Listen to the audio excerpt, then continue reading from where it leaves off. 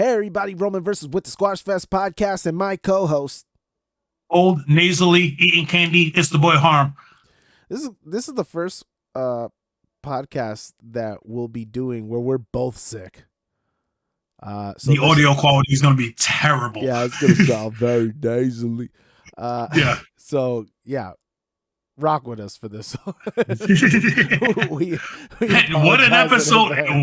I was going to say, what an episode to review, too. Yeah, that too. All right, so we're doing this Wednesday night because Tuesday night I was too sick and tired to get up out of bed to actually record last night. Let's just start from the end of the show and work back, because doing an entire podcast, what I'm saying is doing an entire podcast to get to the ending, when the ending is the most important thing, might be backwards. I think we should talk about it and then we'll go through the rundown of the show.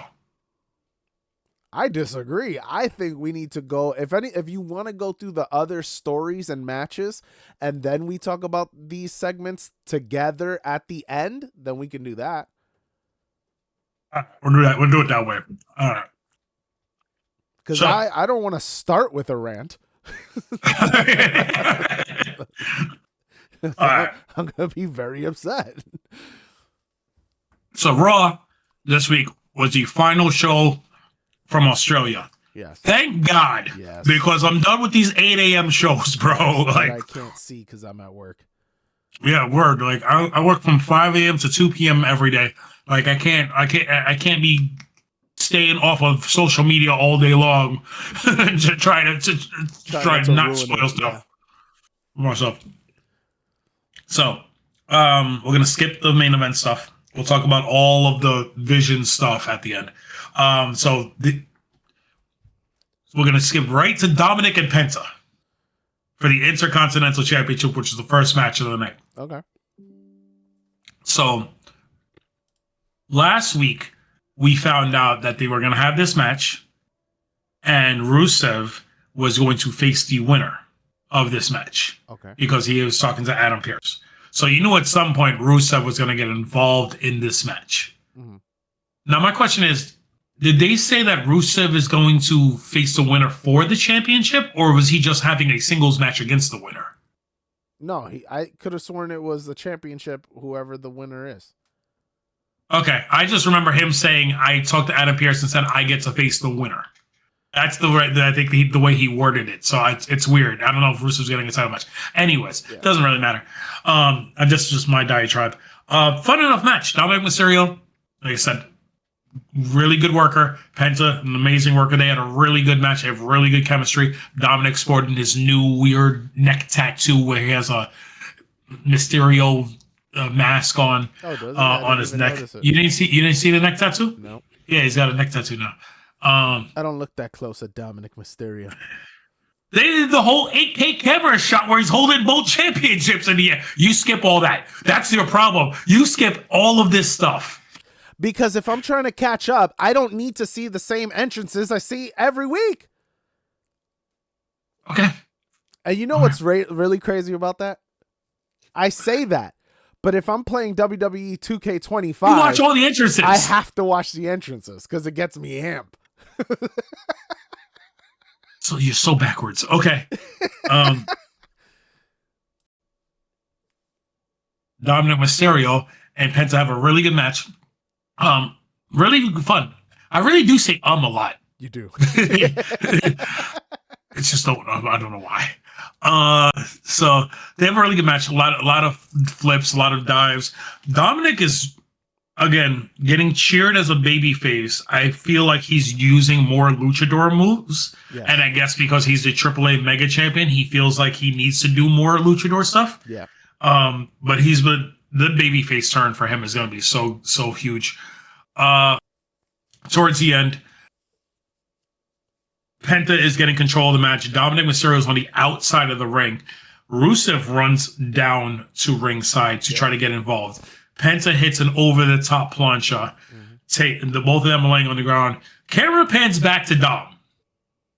Dom sees what's happening, turns around, tells the timekeeper to grab him his belt, As the timekeeper turns his back to get the belt, Dom grabs the timekeeper's hammer for the ring bell, gets into the ring, and this is totally Eddie Guerrero style stuff, by the way, everything he's doing. He gets into the ring. Penta goes to do something. Dom hits Penta in the stomach with the hammer, and the ref. Oh no! Dom slides his championship into the ring to get the ref to look away first. Then he hits Penta in the stomach with the hammer, puts the hammer inside of his boot, and sets Penta up for a 619. So that way, when he hits the 619, the hammer is hitting Penta in the head. Hits the frog splash, and gets the 3 count, and then goes back. This is the hilarious part. Goes back outside the ring after the match, and as he tells the ring ring announcer to get his other belts, he throws the hammer in his chair while his back is turned. Like this dude is on super Eddie Guerrero style heel work, and it's getting cheered. It's great. So later in the show, we get a backstage segment where AJ Styles is talking to Adam Pearce, and Dom walks up because Adam Pearce is telling AJ, "Great match, congratulations for your match against John Cena." Yeah. And AJ's like, it would have been better if I won, but I'm okay with the match. I'm happy we were able to put that on for the fans. Dom walks up to them and says, "Why are you talking to AJ? You should be talking to me. And by the way, I'm the only champion around here who actually defends his championship." Puts his foot in his mouth because AJ then looks at Adam Pearce and says, "You know what? Dom's right. That's a great idea. Since he's the only one defending his championships, how about the Judgment Day defends their tag team championships against the team? And they can defend it against me and Dragon Lee." And Adam Pearce just looks at Dom. Dom's like, no, that's not what I said. That's not and Adam Pearce is like, "That's a great idea, Dom. It's a wonderful idea. Do you want to tell Finn and JD the good news, or do you want me to tell them?" And Dom's like, "I'll go tell them, but no." And he walks away. So Dom is amazing. I love Dom. So my first thought, as you eloquently gave us the play-by-play, while watching this match and seeing all the Eddie references,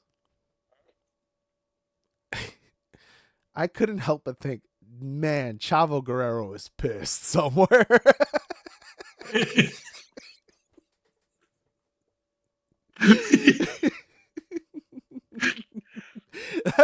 Honestly, that's the only thing I kept thinking. I'm like, okay, this man is tight somewhere. Going on a rant. Okay. Yeah. So that was first. Second, I honestly believe, I know it's scripted that way, but I honestly believe, just like Adam Pearce just realized that the titles weren't defended, I believe that is actually what happened. Somebody backstage when they were planning this said, "You know what? I just realized we haven't been defending the titles." And then somebody else was like, "Right, let's do that this week. Let's plant the seeds for it." Because they haven't in months. And suddenly now we got a defense. And I understand that it's hilarious and sort of, but again, for you not to have defended those titles at all, barely mention them, you only see them in passing, for that to have gone down for this long, somebody legitimately forgot that these titles exist. I honestly feel that in my heart of hearts. They do not understand that they have a whole tag division on Raw. They have 4 teams on Raw. They do not have a division. They have 4 teams. What are they again? Because I'm going to prove you wrong. The War Raiders. Yeah. The New Day. Okay. Judgment Day. Uh-huh. And the Creed Brothers. AJ Styles. That's not a tag team. I refute. No. AJ Styles is LWO. I think one of them's hurt again. Doesn't matter. LWO's there. They got mad members. Well, they got 3 members at this point, but they can easily swap them out. 6. Okay, but one of the members of LWO is teaming with AJ Styles. There's only 2 other members, and one of them's hurt. I know, so he could technically those are 2 different teams. So you can't count them as 2 different teams if you're Dragon Lee's in both teams. Why not? No, that's essentially Freebird rules. But then that's one team. It could be. It's the New Day wasn't counted as 2 teams. You don't count Big E and Xavier as a team, and then Xavier and Kofi as a team. I would have. No. I would have been like, there's 6 teams right there. And just give you That's 3 different teams. No. There's 4 teams on Raw. And AJ Styles and Dragon Lee. That's it. So that's 6. And I forgot about the other 2 because Otis is never there on you TV go. anymore. Otis and Tozawa. I forgot. Otis hasn't been on TV. They used him for the Mexican show, which and they makes haven't used him no since. sense. Clearly, he's healthy. They had him in the Battle Royal at Worlds Collide and haven't used him since. Whatever. But yeah, so that's 7 teams, bro. That's not. I think we'll agree on 5. You just mentioned Otis and Tozawa. Which makes 5. No. I'm not doing this with you. Move on. Move on. I'm not getting into frustration. And my hatred of the Knights, and I sent you a text message about this because you put this in the universe. We got Rhea Ripley and Kairi Sane on Raw. You said to me, I think it was on camera? It might have been off camera, but you said... I'm pretty sure it was on camera. I'm pretty sure. Okay. That you need Rhea and Kairi feud for going forward. And I was like, I don't need this. I don't need the Riptide. I don't need that. I don't need any of this. And yet, on Raw, on Australia, we got Rhea Ripley and freaking Kairi Sane. And don't get me wrong, this match was fantastic. But these women put on a show. This was a fantastic match. Yeah. But I didn't need this. We had a backstage segment where only Kairi you would Sane complain about a match you just said was great. Oh, I thoroughly enjoyed the match. Yeah. I thoroughly enjoyed the match. It's the actual... The match is a conduit to get to more Io Asuka. We know this. Yes. But there's other ways to get to Io Asuka. And unless the story moving forward is Asuka is so disrespectful and harmful to Kairi Sane that she's also going to turn on Asuka and leave Asuka by herself. And Asuka's going to be almost like Roman by like a chief of no tribe. Unless that's a story you're telling, I don't see where this is going. It might as well because realistically, you saw that slap she gave her. I was going to say in the backstage segment of Asuka's yelling at Kairi, telling her, "You're the reason we lost. You got pinned." And Kairi is like, "I'm the reason we lost. I took a shot for you." And she pulls up her bags pretty messed up bruise that she took a kick from Rhea Ripley. Yeah. And Asuka's like, "Well, guess what? You're gonna have a match tonight against Rhea Ripley, and you better not lose." And Kairi's like yelling at her, and Asuka slaps the crap out of her. Yep. And it walks off. And Kairi, at this point, everybody feels bad for Kairi Sane. Yes. Like I understand it. She's a sympathetic baby face getting mistreated by the heel. Io has not doing anything to. I want you to finish because I have a take. Io is not doing anything to save Kairi from the. Was your take? That was my take. I was gonna say, you know who's the true villain of this story, though, right? Io. You would think it's Asuka, but how about the fact that Io sees her friend getting abused week after week and isn't trying to convince her to leave? Doing nothing about it. Instead, but yet she wants you're to go attaching play yourself exactly with Rhea Ripley, who is perfectly fine and safe. Yeah, I was gonna say she wants to go play footsie with Rhea Ripley over here. All Kairi is guilty of is the fact that she wanted to keep the three of them together. Mm-hmm. And she's being manipulated and abused emotionally and now physically, and Io's doing nothing about it. Yep. True villain. That's a true villain move. That's all I have to say. Great match, though. Oh, this is a great match. I can't go through everything that's going on in this match, but Kyrie had a lot of offense in this match. You wouldn't think she'd get a lot of offense against Rhea Ripley, but they're telling the story, and we talked about it during the match at Crown Jewel. When Kyrie is motivated, she's so aggressive, yeah, that it's believable. yes. So, it was just a lot of physicality. Essentially, Asuka tries to get involved. Io stops her. Rhea tries to hit a riptide off the top rope. I think Kyrie hit like a hurricane run, but eventually, what's her face? Rhea gets the riptide on Kyrie. She didn't get it as high as I thought she would. Yeah. I thought she was gonna get that above her head, like the riptide she hit on Zelina Vega in Puerto Rico a couple years ago. Yeah. That was, I thought that she was gonna. But Rhea gets the win. After the match, and this true, you want to talk about true villains? Rhea is in the ring, standing over Io. Mm-hmm. Io. No, I said standing over Io. Standing over Kyrie is what I meant to say. Io was on the outside celebrating, like, yeah, my friend won. Yes. Just like that. Exactly. I'm not making that up. Yeah. And Rhea watches Asuka, because the way they pan the camera, Rhea's looking at it. Rhea's looking directly at it. I was like, why is she not moving to intervene? Rhea is looking directly at it. Watching it go down. She watches Asuka attack Io and throw Io into the ring steps to take her out. Yep. So I understand the performer is like, I'm waiting for my cue because I have to go outside to do it. But the camera did nothing for story-wise. Exactly. Absolutely it did not. No justice to that story. Rhea, because Rhea is just watching her friend get beat down. So Rhea goes out. Kyrie's still laid out, so she hits Asuka. She goes to hit Asuka with a riptide on the announce table. Kyrie comes with a kendo stick, hits Rhea with a couple kendo sticks in the back. Asuka hits a DDT on Rhea onto the top of the thing, and the Kabuki Warriors celebrate on top of the table. After the DDT, and I found this hilarious. I don't know what Kyrie was doing with the kendo stick, but it looked like she was grinding it into Rhea. I was just like, what is she doing? Yeah.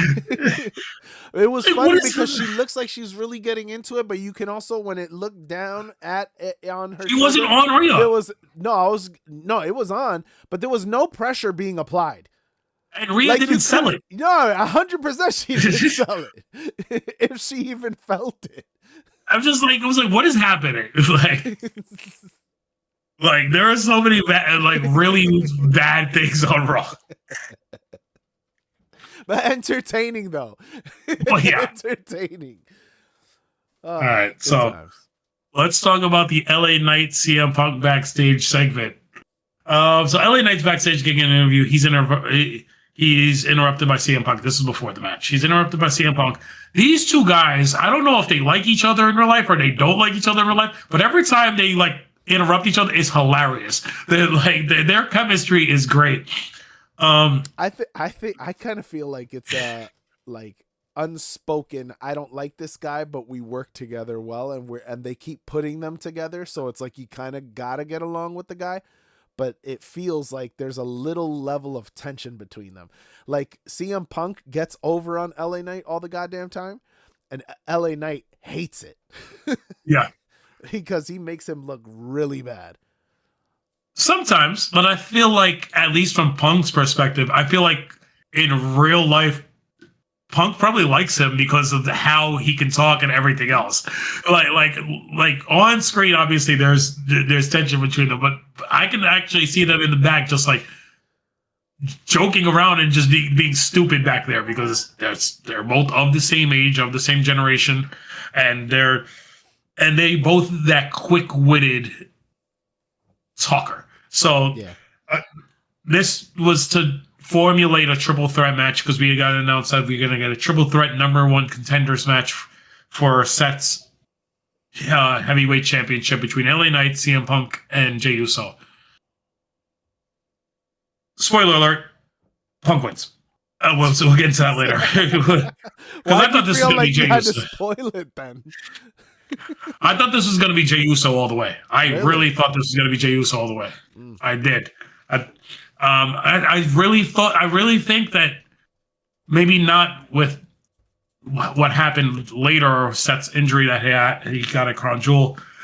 I really thought that we were just going to get Seth Punk and Mania, and so I didn't think a win for Punk to make him the number one contender now made sense. Okay. I could tell you what I thought immediately when this match was made. Well, I said there's no way LA Knight wins this match. oh, absolutely not. LA Knight takes the pinfall. Yeah. Like that's what he's there for. Like of the three, that was my immediate reaction. I was like, I don't know who's gonna win, but I know who ain't. So we got that, Poor and then guy. we immediately go into a backstage segment between Jimmy and Jay. Yeah. And Jimmy is telling Jay, it's like, have you spoke to Roman? And Jay's like, are you still thinking about Roman? Screw Roman. We don't need to think about Roman. But at the same time, this is what he said. But at the same time, Roman might be right about one thing. We need to focus on our individual things and focus on ourselves. Because if I didn't try to help Roman at Clash in Paris, I might have walked out World Heavyweight Champion. And Jimmy looks at him and goes, what do you mean look out for ourselves? What are you saying right now? And I forget what Jay says, but then Jimmy goes, no, I got it. Yeah. I got Big Bronson Reed tonight, and I don't need no help. And then so he walks out. I'm on my own. I'm on my own, yeah. So basically. So and he looks out, and they have a match, and it's fine. Bronson basically dominates the majority of this match. Breaker didn't get involved in this match, but he was there at ringside afterwards because he hits a spear on Jimmy. So Reed wins the match with the tsunami. Yeah. Breaker comes down, spears Jimmy. Yeah. And then they hit a tsunami on Jimmy. Or he goes for the tsunami again. He goes for the tsunami. He goes to the top rope, and then Jay's music hits. He comes out, and he fights off both of them. And then Jimmy and Jay argue in the ring, and Jay's just yelling at him again. No, Jimmy says to him, this is what annoyed me. After Jimmy said, I'm on my own, I don't need your help in the back. In the ring, he looks at Jay and goes, I needed your help. Or something to that effect. He's like, I needed you here. Or something to that effect. And Jay just starts yelling at him. He's like, I told you, bro. I told you. And Jay is selling, and this is what confused me. Jay is selling holding his ribs while he's yelling at Jimmy. But Jay didn't take any physicality. Like, you didn't take a spear? Previous weeks. He's still sore. No, he was just winning it again. I don't doubt that. So Jay yells at Jimmy and leaves. So my only thing with this, and this is also going to correlate and carry over into my rant for later. Okay? But essentially, what's pissing me off and why you looked confused as you're telling the story, because we keep getting this match. It's essentially no matter what happens, we end up with 2 Usos and 2 Brawns in the ring. No matter what, week after week after week, it doesn't matter who's fighting, we end up with the 4 in the ring, jumping each other.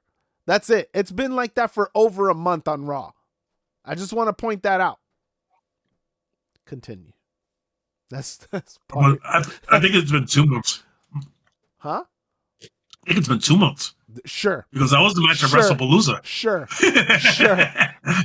Don't worry. This is going to come back later. All right. Let's talk about this saga that will never end. Stage 5 of the Lyra Bailey, Raquel Rodriguez, Roxanne saga.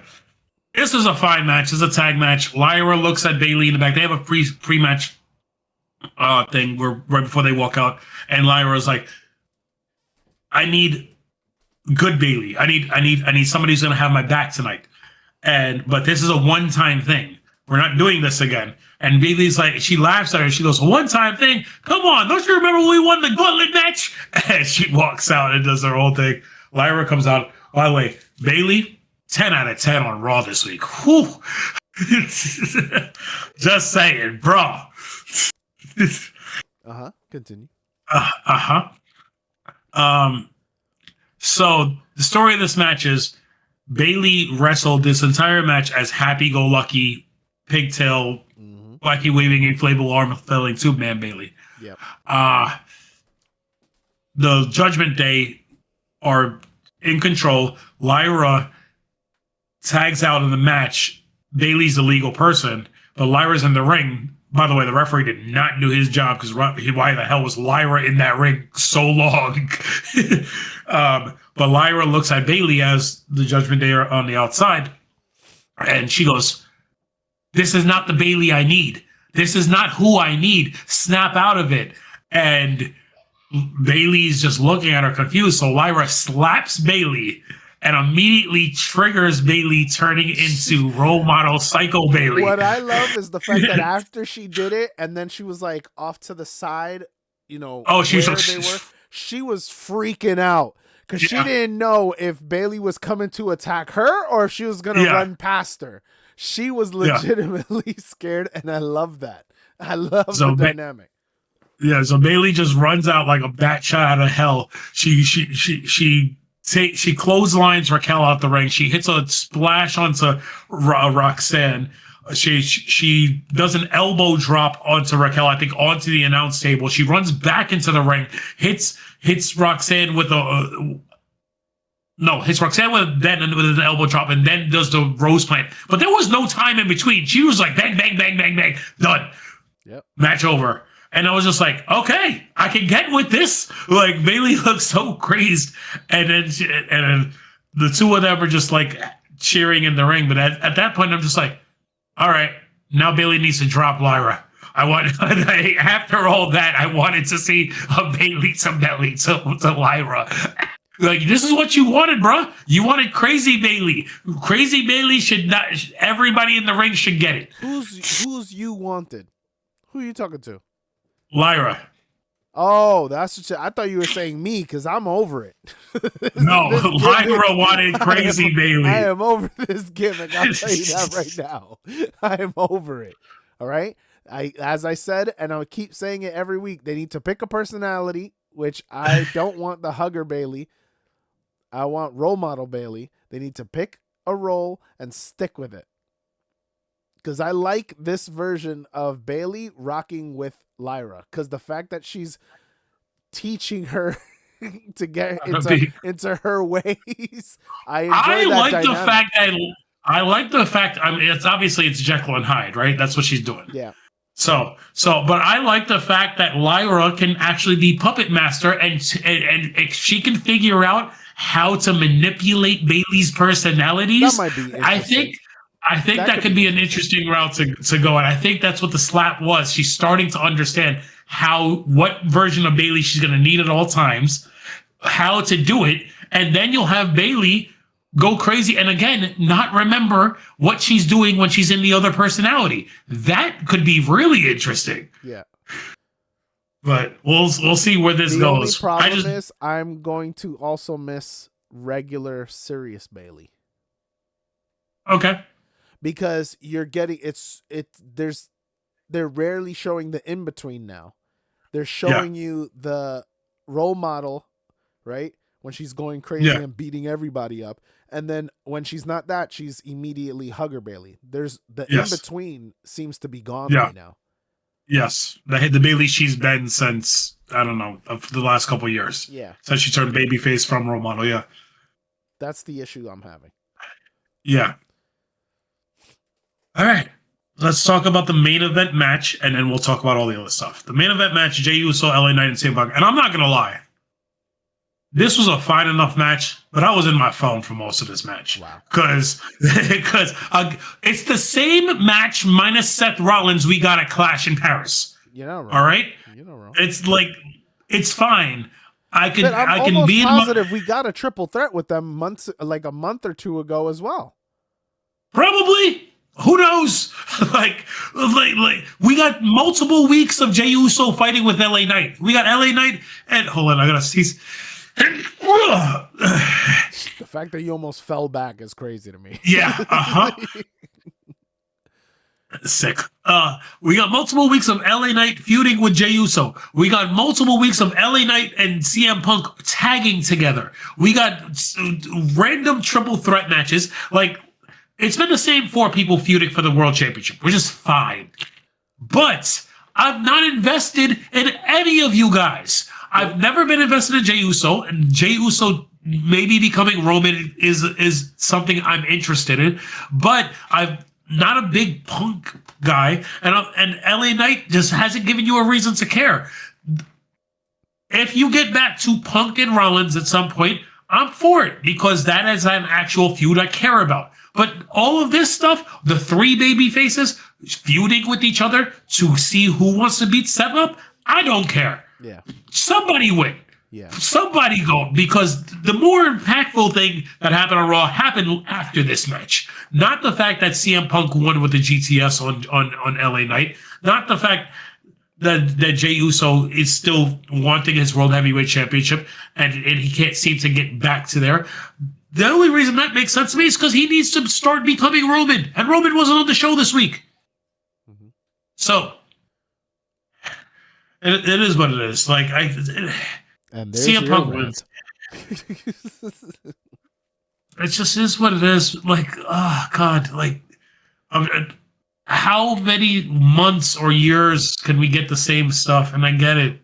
Punk and Rollins is a blood feud there, but the rest of it is unnecessary.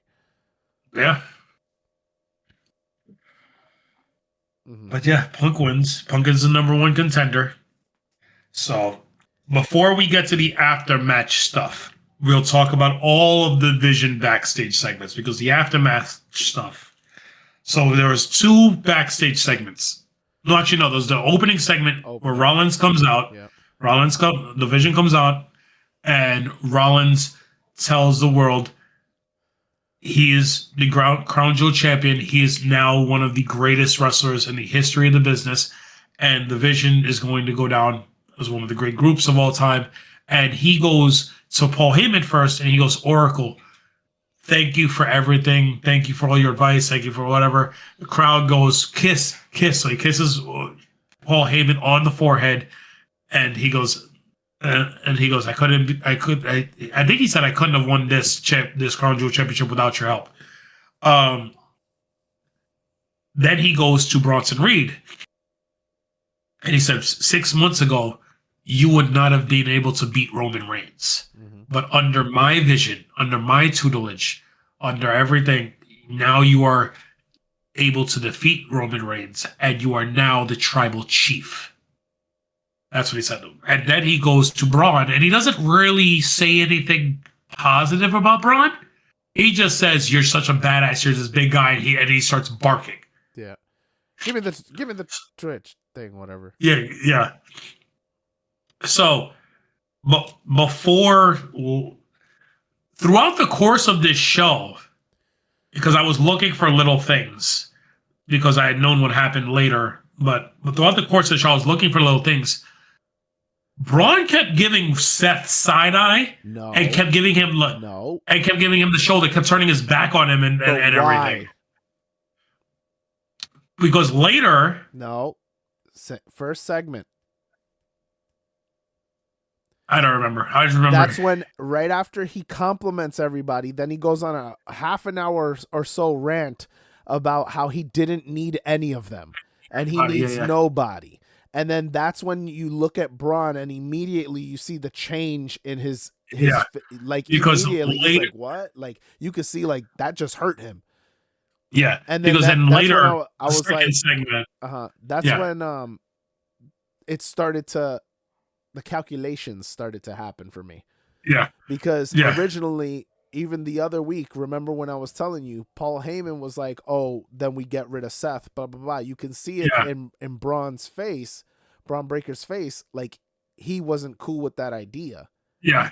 Then this week, now, he goes on this whole thing about how everybody's so great and blah, blah, blah, blah, and he loves the Vision and he loves those guys. Oh, but I don't need any of them. I did this on my own and so on and so forth. Yeah, because I beat Cody. I beat Cody on my own. I didn't need them to win this Crown Jewel Championship. And then you see his face completely like shut down. And it's kind of like, wait a second, when they was talking about replacing you, I'm over here staying loyal Yeah, to when you. when you were out with the injury, that was a ruse the Exactly. first time.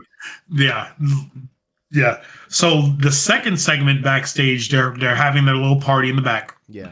and Seth is like, and the Vision walks in just after Bronson Reed beat Jimmy, Yeah. and the Vision walks in and he goes, "Congratulations, Bronson, you're really stepping into your own." And then he goes, "Smell it, guys, smell it. You smell that? We're at that mountaintop, and this is the top of the mountain. You can't get any higher than this, but it's going to get one step further," which makes no goddamn sense. It makes no sense But whatsoever. and I thought this when he was saying, because you could see Braun still giving him the side eye when he's talking. I'm like, no, bro, you're at the mountaintop. You're the world champion. That's immediately what I started thinking, is the fact that, yeah, you're world champion and where's our championship? Like, what has he done for that? I'm waiting for my rank. Yeah. But I'm like, no, you're at the mountaintop. They're not champions. They're not tag champions. Nope. They're not anything.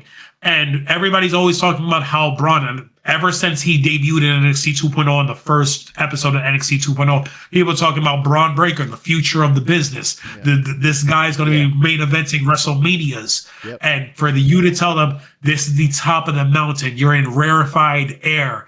And basically, you're in rarefied air because you're around me, is what he's saying. Yeah. And Braun hated that. Yep. So that was the second segment. And I just kept looking at that. I'm like, this is now 2 segments where this guy essentially is throwing them under a bus. Yeah. So then after the match, and this is where I understand why Braun runs down to spear Jay first. So after the match, CM Punk is in the ring.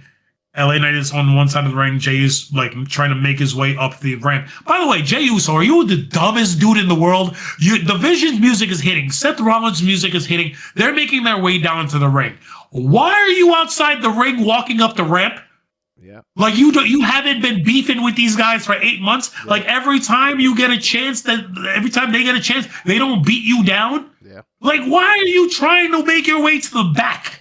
Like 800, like 285 pounds of Chuck Diesel Braun Breaker is not going to come down here and spear you the way he always does, which is exactly what he did. Runs down and spears Jey Uso. Yep. Annoying. All right. So CM Punk is in the ring and he's like waiting for them to come and sack him. He's like there. But then Braun is standing outside the ring and he looks up at Punk. He goes, "Watch this." And he runs around the ring and he spears LA Knight and taking him out. Mm-hmm. So then they get into the ring. They beat down CM Punk 3-on-1. Hit him with a spear, hit him with a tsunami, hit him with a stomp. And the Vision is in the ring and they're cheering. The credits roll. Yep. Executive producers Paul Levesque, Lee Fitting. Now, my first thought when that was happening was, imagine all the people who saw the credits roll and turned it off the TV or changed the channel and missed that spot. You cannot do this anymore. You can't do that anymore. You can't, because this is not the first time he's done that either. He's been doing it a lot more recently, but the first time I remember, and this is a Triple H thing, the first time he ever did that was at the end of a takeover years ago when DIY was still together the first time. And Ciampa turned on Gargano after the credits rolled. That was the first time he ever did it, and he beat him down for like 5 minutes after the credits rolled. And he's been doing it periodically. When Punk came back in Survivor Series, he did it. Yeah, I feel like he did it about a month or two ago for another. Yeah, I don't remember what it was, but I remember him doing it. We were like, what? Yeah. So after the credits roll, you can see, and I spoiled it for myself because I saw it on somebody's Instagram feed. So when you know how Instagram, they shrink the screen. Yeah. And you only see part of it. Yeah. So the part of it I saw only had Seth in.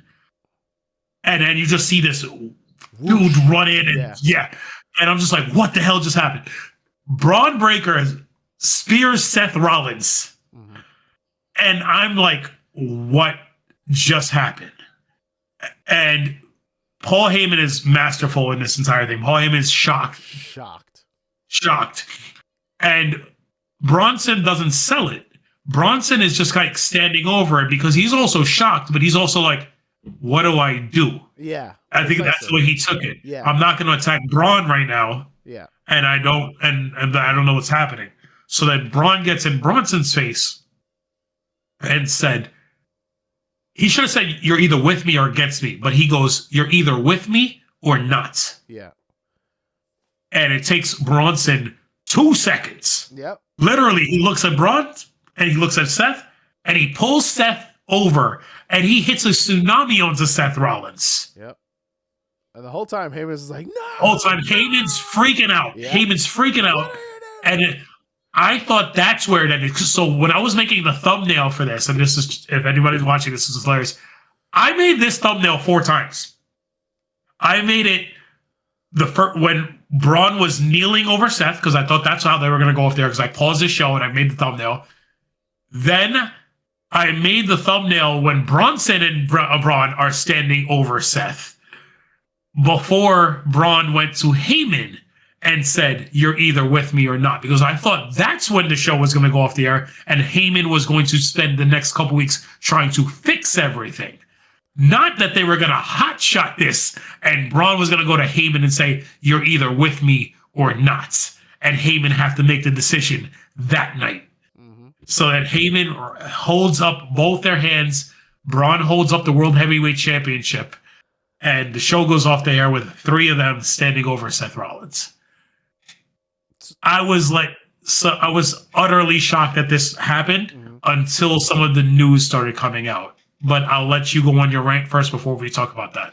So first, I also want to mention we talked about this a few weeks ago when we were saying what happens if they break up. Do you just make a group without Seth essentially and keep the vision going? Which is exactly what they did. Now at this point, before I get into my rant, they have to add a 3rd member. You don't stay as a tag. And that's where Austin Theory comes in. Anyways, so we could. I want it, but I don't see it. I don't see it either. Unless he comes in, but like his whole package is different. Yeah, I could see that. This was the stupidest decision they could make. And here's why, right? So there's 2 things that are out there right now. Number 1, that Seth is hurt. Cool. Understand it, right? Before you go into number 2.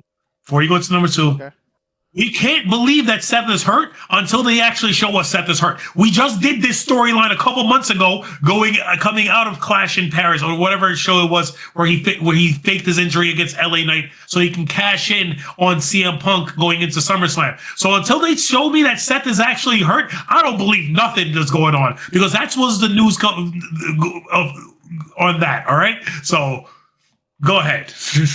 The second reasoning that they gave was that Netflix told them they had to pull the trigger because viewership has been so low that they wanted something to shake things up, and so Triple H used this as the way to kind of move things further along and stop drawing it out, because it's been 6 months. My problem with this is it's only been 6 months. It's only been 6 months, and what have they done in that entire time? What have they done in that entire time? I already touched on it. They've just repeated the same matches over and over between them and the Usos, jumping Roman, like jumping everybody. That's all they've done. They've done nothing as a group. Seth got the title, and that's to the point where we were talking about where they were backstage, and he's talking about, we're on cloud 9, fellas. This is the top, blah, blah, blah, blah, blah, blah, blah. It only benefited Seth. No one else in the group. I saw this coming, but I also feel like this is way too soon. Now, if Seth is hurt, right, which is plausible, he could be hurt, you didn't have to do this. You didn't have to break up the group. You could have had somebody else. You could have furthered the Jay storyline and had Jay put him out or something like that. You didn't have to have the group implode right now. That's what makes no sense to me. You're calculating. Only if Seth is actually hurt and be gone for a long time, because everything that coming out was saying SRS, Sean Ross Sapp from Fightful, Dave Meltzer, as much as I hate quoting him, everybody is saying that their sources are telling them that the plan was to have Braun turn on him sometime in 2026. Mm-hmm. It was going to go through WrestleMania. Division stuff was going to go through WrestleMania, and then Braun was going to turn on Seth. If Seth is legitimately hurt, and if he did get hurt his shoulder or hurt his arm doing that coast-to-coast diving headbutt against Cody Rhodes on Saturday, and he's going to miss more than 6 months. I'd say more than 6 months. 6 months to a year. The issue I can see them pulling the trigger now. He's also the champion. So you're gonna have to strip him. I understand. That would be the thing. You have to strip him. And I totally get that you have to strip him. But my whole point is you didn't have to implode the group. You didn't have to. I understand now that while he's gone, if he's gonna be gone for an extended period of time, you now have to essentially you're resetting. But if he's going to be gone for an extended period of time, I understand why they would think, oh, let's just pull the trigger on Braun turning on him now. It makes Braun a bigger star. People are talking about Braun, and immediately puts him into the world heavyweight title picture because we're going to have to strip Seth, and then we'll get Braun versus CM Punk for that vacant world heavyweight championship. I understand that point, but that's only if Seth is legitimately hurt. If Seth is not legitimately hurt, if it comes out that Seth is going to be back in a month, this was stupid. Because then you lose all your momentum with the group. But it only works if he's hurt. I think it's too soon. I agree it's too soon, but things change. But again, if he's hurt, you have to pull that trigger. My guy. We have a tag division where the tag titles are not defended. You don't want to put Braun and Bronson inside same division. That's not what I'm talking about. Okay. When people get hurt, I understand that you have to be out for a specific amount of time and so on and so forth, blah, blah, blah, blah, blah, blah, blah, blah. He's not required to wrestle. He's the head of the group. He's the champion. He doesn't have to wrestle. He could just now, hey guys, now that I'm at the top, I'm taking you guys with me. And then for a few months while he's recovering, he's just bolstering up them. Again, there are things you can do with the group where you don't have to have them implode like this. I don't think they would want to have the world heavyweight champion who's on TV every week not defending the title. I understand they're not defending the tag titles, whatever, the tag championships. I get what you're saying, but my point is again, you could have prolonged this. You could have had Seth switch focus onto the group, and you could have easily had either Roman or Jay end up beating his ass and taking him out. You didn't need the group to do it. That's my problem. Yes. You could have prolonged this, and then on top of that, while now he's out, then Braun and Braun, they continue their chaos or whatever, and then when Seth comes back, then you could do the turn. Hey, we did this without you. Yeah, I understand what you're saying. I don't think that's a bad idea. I think that this moment, though, I think they wanted that moment. And I think coming off of Crown Jewel, where Seth is at, because my thing was, does this inherently make Seth a babyface? And I don't think it does. I think a lot of the reports say Netflix wanted. They wanted Seth to be a babyface. Which doesn't. I don't like Seth as a babyface. I've always liked Seth better as a heel. Yeah, I've always liked him better as a heel. My thing. I lost my train of thought. My thing about it's inherently makes Seth a babyface.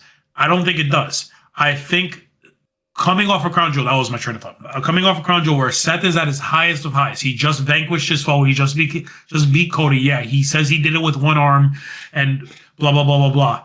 To have him then get turned on by his creation, by the people who he thought he was mentoring, can be a way to knock him down a peg, if that makes sense. And now, I mean, maybe that is a babyface style thing. Now he has to fight his way back up for Retribution. That kind of is a babyface story. Now that I'm saying that. Duh. Duh. That's exactly what's going to happen now. When he comes back, he's going straight after the Vision. So do we get Seth and Braun at WrestleMania if he's healthy for the world title? That's if he beats a Punk or somebody like that to get the title. Yes. So if Braun beats Punk to get the title, is what you're saying? Yeah. If not, I can see it being a triple threat. I was gonna say what I would do if Seth can make it back. If Seth is hurt, but he can make it back by Mania. Braun wins the title. Seth somehow gets into the World Championship match at Mania. You do Braun Seth at Mania, and you do Punk Cody at Mania. Oh, that could be good. That's what I would do. That's what I do at Mania. I don't do. And how Punk do you do that if Punk is on Raw? Who cares? Elimination Chamber. Elimination Chamber. No, find a way. Elimination Chamber. 3 men from Raw, 3 men from SmackDown. And then he chooses. No, because the way it works is the winner of the Royal Rumble chooses the championship he wants to go for. But I'm saying Elimination Chamber. They don't Elimination Chamber. No, the Elimination Chamber just gets whatever championship that the other one doesn't choose. Oh. Yeah. I didn't know that. Yeah. Okay. So Punk wins Elimination Chamber. Punk Cody, because that's if Seth is healthy to wrestle, because who knows? I enjoyed Raw. I thought it was a really good show. I know you hated the ending. I'm okay with it. I understand it. I understand it. I think it was just a bad move either way. Whether if it was a Netflix call, that's dumb. And the fact that I haven't seen that to them. And if it wasn't that, then because he's hurt, we have to implode. Like, it just doesn't make sense to me. I have not seen that. Oh, Body Slam. I was watching it on a video earlier today. Sources indicate Body Slam the WWE's undergoing creative changes in the team. No, that's not it. I'll try to find it. Okay, because I have not seen that. And that's a slippery slope if you're in creative to let your distributor ask you to make changes. Yeah. Yeah, but this is not the first time that's kind of stuff has happened. No. They can, I mean, for them to go, I'm not saying somebody at Netflix went to Paul Levesque or Nick Khan and said, hey, our ratings have been down.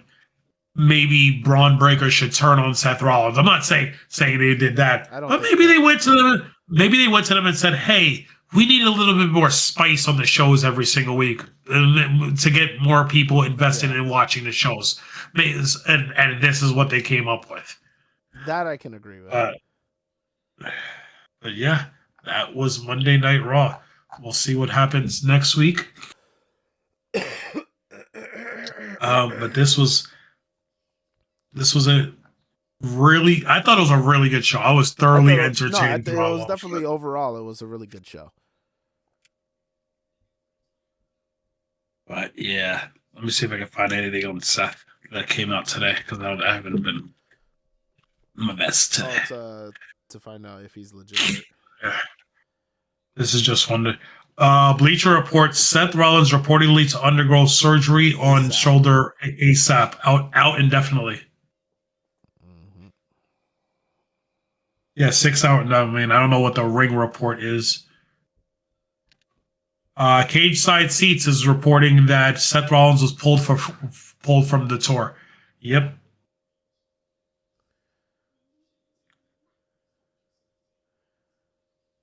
Meltzer says he's confirmed that Rollins' injury is legitimate this time. Yes, because he's a reliable source. Sean Ross Sapp reports WWE is keeping details on his diagnosis private, and tests will determine the extent of what he's dealing with. While concerns focus on the shoulder injury, some of Ross Sapp's contacts were hoping it's only a broken arm, as that would allow Rollins to return by the end of the year. Yeah. But yeah. I mean, hopefully, that wouldn't be too bad. If he can return by the end of the year, I hold him off to Royal Rumble. I'd strip him with the title. I hold him off to Rumble in Arabia, and I have him win it there. I'll have him win the Royal Rumble. I feel so snotty. I wouldn't pull him off. I wouldn't. I know you wouldn't pull him off. You wouldn't. Well, if he can come back by the end of the year, you don't really have to strip him. That's what I'm saying. Because even Cody was gone for like a hella weeks because he was filming. Yeah. Well, yeah. If you can get back by end of the year, War Games doesn't need a championship match. Yeah. Survivor Series War Games, because the main event of that show is going to be the War Games match. And then you'll have whatever the December pay-per-view is. It used to be TLC. I don't know what it is anymore. And then you have the Royal Rumble. So okay. Last one. What is your takeaway on Monday Night Raw? Sorry, Monday morning slapdown or whatever it was. This guy. Oh, what the hell? Hold on. There was some feedback from my whole computer just now. Oh, wow. Okay, go ahead. Yeah, the garbage that we witnessed at the end of the show. I'm okay with it. I'm intrigued to see what Paul Heyman can do with the two of them without Seth around. That's where I'm going with it. And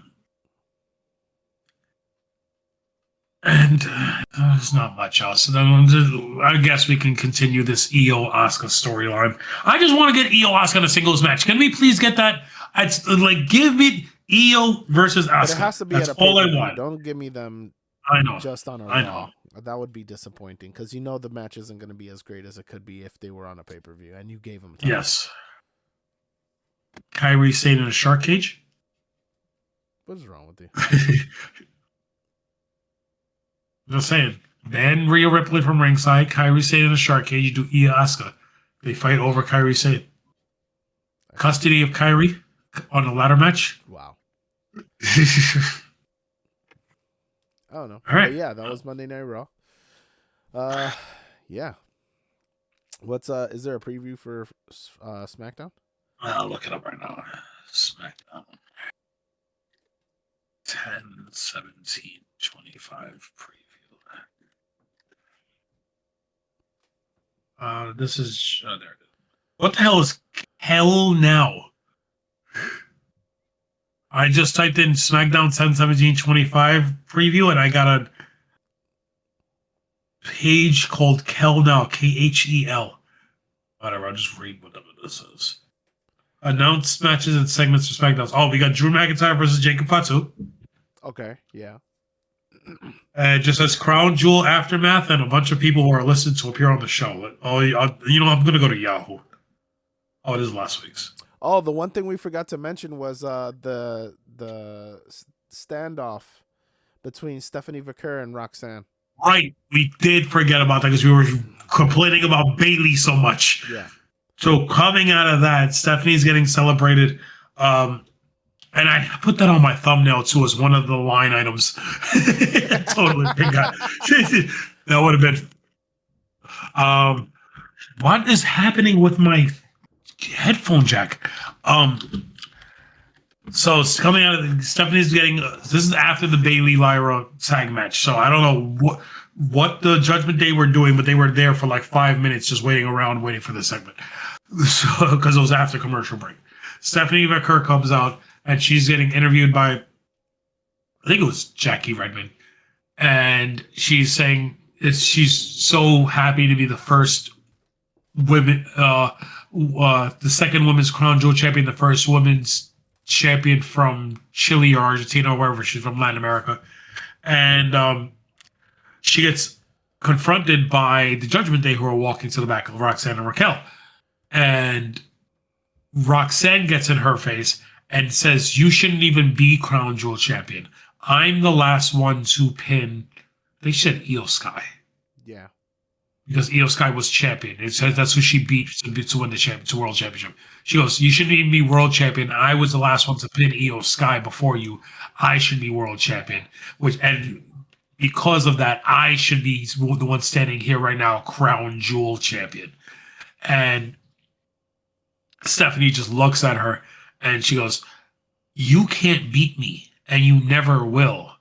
And until you can, I'll be waiting in the Inferno." And I was just like, in the Inferno? Is that where Stephanie lives? If she lives at the fire? Like, what's happening? Like, what? That was such a weird choice of words for her to use. But Stephanie versus Roxanne, I'm for it. Like, they're great. They're both great wrestlers. They're both really awesome. Might be the most beautiful women's match of all time as well. Okay. Because so he's cutting me off on that point. Yeah, just to let you know, when she says, "I'm going to be waiting for you in my infierno," she said, "in my hell." Oh, that what that means? In hell, yes. Okay, I'm not Spanish, bro. I don't know what that means. I just like I was.